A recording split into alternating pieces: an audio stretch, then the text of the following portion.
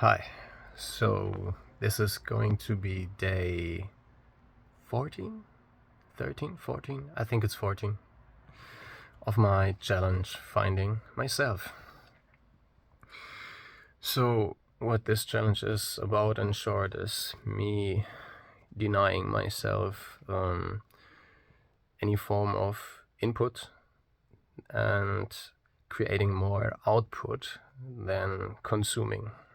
Basically, I would tend to consume tons of videos, tons of Reddit posts, and my brain is or has been for years in a constant high alert cortisol mode, which then leads to overthinking stuff, and overthinking leads to not acting and being in a mode that's also known by many people as procrastinating. But procrastinating does not come from randomness or being lazy. It comes from neurological how do you say that,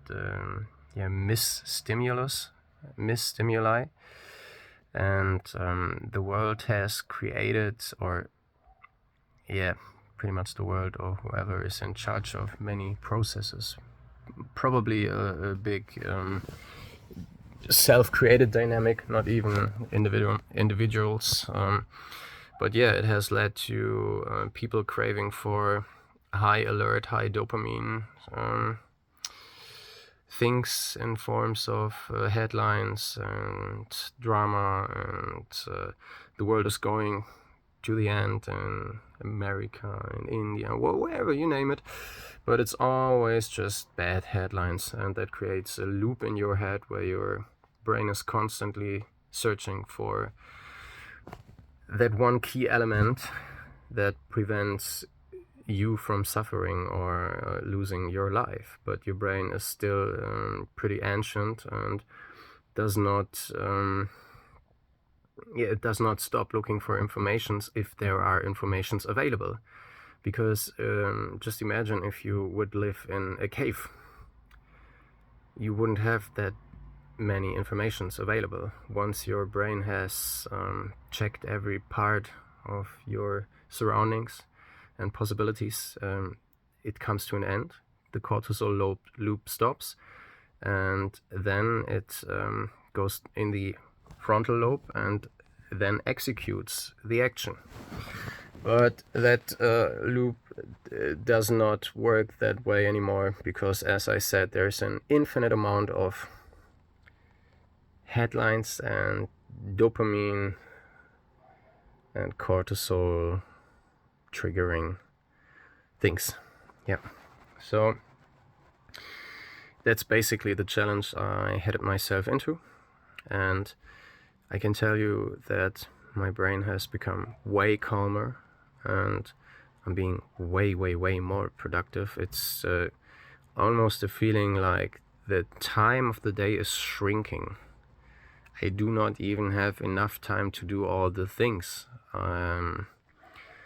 But that's fine, because there is not that inherent fear of, at least not that deeply engraved fear of missing out, because part of being in the present is just being and not overthinking, because that does not lead to action. It just leads to overthinking. And so time passes by differently. But what's also interesting, it creates memories, and we ourselves, we define time to a certain amount through memories. Everyone had a time where we had a very monotone lifestyle. Like, I used to, like, from 18 to 22, I just gamed, like, probably 10 hours, 12 hours a day if I wasn't working, or even if I was jobless at a time where I just played 16 hours a day and went to sleep, or 18 hours a day. And this time just in my brain just munched together into a small tiny bit, because I could not tell one day from another in the future or in the present now. And so now it's differently. Time and the moment passes way faster because you get things done, and if you do things, time moves faster. But at retrospective, it's way more productive, and therefore you have a lot more happening in that time that you can recall. And recalling things is like an anchor of your memory, and that creates room.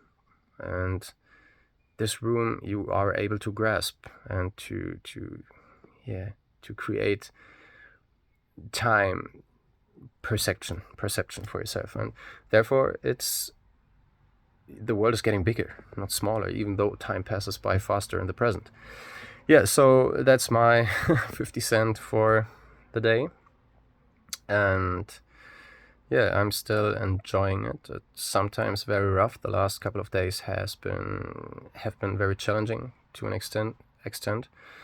I'm still working on those things I mentioned in the recent videos.